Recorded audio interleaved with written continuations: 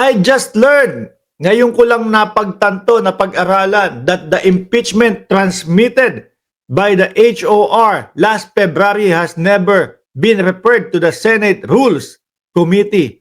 Ay, grabe. Ito basahin ko ho, mga bossing ha, lakihan ko. Kasi hindi ko nababasa eh. Exposes extent of Cheese Escudero's delaying tactics, no? On BP Sara's impeachment. June 3, Tito Soto.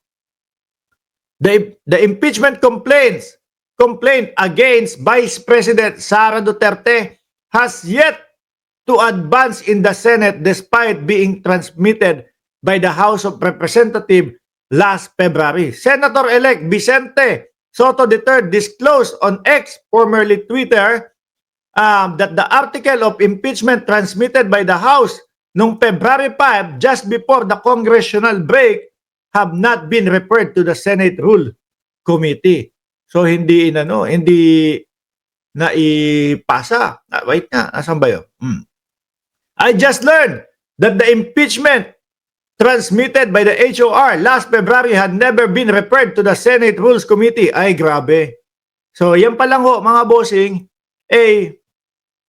pero ng questionable na din po na talagang, baka talagang kaya iniipit at hinihinto, no? At hindi na inirepair sa ganyan para madaming maging butas.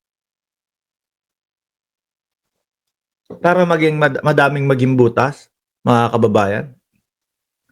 Usap-usapan at tumutunog po, mga kababayan, no? Na kaya daw po dinidelay ni Cheese Escudero yung impeachment, mga bossing. Kumbaga dahil nga po doon sa Duterte Black. No? Alam naman po natin kung ano ang gusto ng Duterte Black. Mahinto, wag matuloy, maudlot. Lahat ng pwedeng makakapagpahinto at lahat ng pwedeng mahahadlangan ang impeachment, yan ang gagawin ng Duterte Black. Ngayon sabi sa usap-usapan, yang si Cheese Escudero, kaya niya pinapaboran yung Duterte Black, gusto niyang makuha yung boto para manatili sa pagiging Senate President. Kumbaga, sige, ako bahala dito. Iuudlot ko ng iuudlot. Papaboran ko basta kayo ang bahala sa akin para manatili ako dito bilang presidente ng Senado, bilang inyong leader. Akalain mo yon, mga boss? Impeachment nandiyan harap-harapan ng mamamayang Pilipino. Alam na natin, mga bossing, na kailangan masagot yung mga katanungan doon. Tapos, dahil lang sa isang posisyon, ipagpapalit po yung karapatan ng mamamayang Pilipino na malaman yung katotohanan dyan. Sabi nga nung iba, pwede nyo namang i-acquit Diba? Ang importante lang, matuloy. Marinig ng sambayan ng Pilipino, maging fair sa bawat Pilipino. Yun lang. Di kapag kayong narinig nyo na, di i-acquit nyo na. Kaya lang mga bossing, tingin ko dito, ayaw nilang mangyari o maumpisahan kahit isa lang. Kahit isang beses lang, ayaw nilang maumpisahan, mga boss. Malalaglag sila dyan. No? Sa lakas po ng ebidensya, mahihirapan at mahihiya na po sila na i-acquit. Kaya po malakas ang loob ng mga kongresista, yung mga congressman, yung prosecution panel. Sige na, pagbigyan nyo kami, parinig natin sa taong bayan. Pero yung sa nakikita po nating galawan ng Senado, mga bossing, eto po, iniuudlot nila. From June 2 to June 11, na ngayon po, may kumakalat na resolution po. No, para i-dismiss yung i-dismiss yung impeachment case ni Inday Sara Duterte. Mamaya ipapakita ko sa inyo yung mga senador na sinasabi nila nakita na nila yung Hanggang wala na, nagkabukuhan na, eh, aminan na. Di po ba? Opel Kirschenbaum, oh. Sabi ni Mada, palabas lang pala yung mga robe. Showbiz kasi. However, insiders and political observers widely believe Escudero moves is a calculated effort to run the clock and stall the impeachment proceeding, thereby securing the backing of the pro-Duterte bloc to solidify his hold on the Senate presidency. Nauna pa pala yung paliwanag ko bago ko basahin. Bago ko basahin ito. O ganyan ho ang nakikita na sambayan ng Pilipino. No?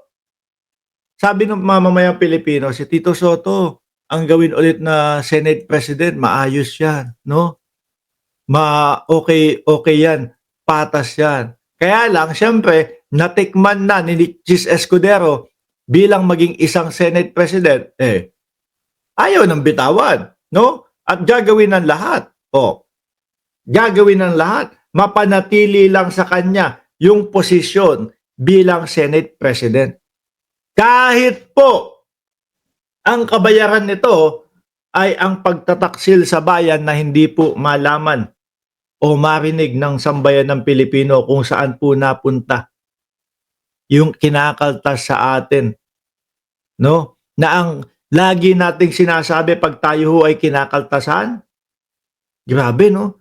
Kung hindi sana ako nakaltasan ng 1.5 sa aking tax, mas malayo at mas mahaba ang pupuntahan ng aking pera. Kaya lang, bilang isang Pilipino, parte ng pagiging Pilipino ang magbayad ng tax, okay lang. Makatutulong naman sa aking bayan yung tax na ibinabayad ko. Yung pala, ayan, merong mga Mary Grace Piatos na tumatanggap ng ating pera, hindi natin alam kung totoo. Merong mga Kokoy Villamin at kung sino-sino pa po na ginawaan nila ng resibo na ipinasa nila from OBP at from Department of Education, ipinasa po sa COA. Hindi natin alam kung totoong mga tao ba yon or sa bulsa ng Vice Presidente na punta. Kaya nga po nagsusumigaw ang sambayan ng Pilipino na ano po, pakinggan natin, no? Gusto naming marinig ang kasagutan dyan. Huwag niyong hadlangan.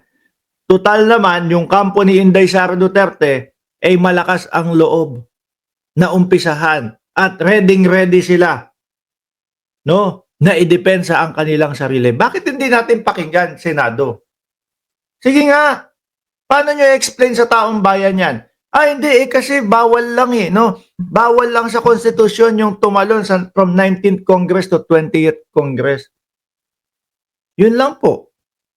Okay, sige, wala. Baliwalain na lang. Dahil doon sa napakaliit na napakaliit na sinasabi ho nila, mga bossing. Na ang sinasabi ng ibang eksperto ay pasok naman po uubra dahil ang kagaya po nung sinabi ng huli ni Attorney Claire Castro, continuing body.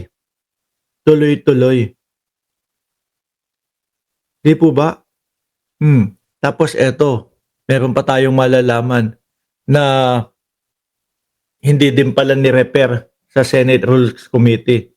Base po yan kay Senator Tito Soto. Madami, Madaming mga nalalaman niya yun ho. Tapos makikita mo si Chis Escudero, tatawan-tawanan ka lang. Yung sasagot parang sisisihin po yung Congress. No? Kasi yung Congress ganito, ganyan kasi yung Congress mabagal din naman kaya wag nila kaming punahin.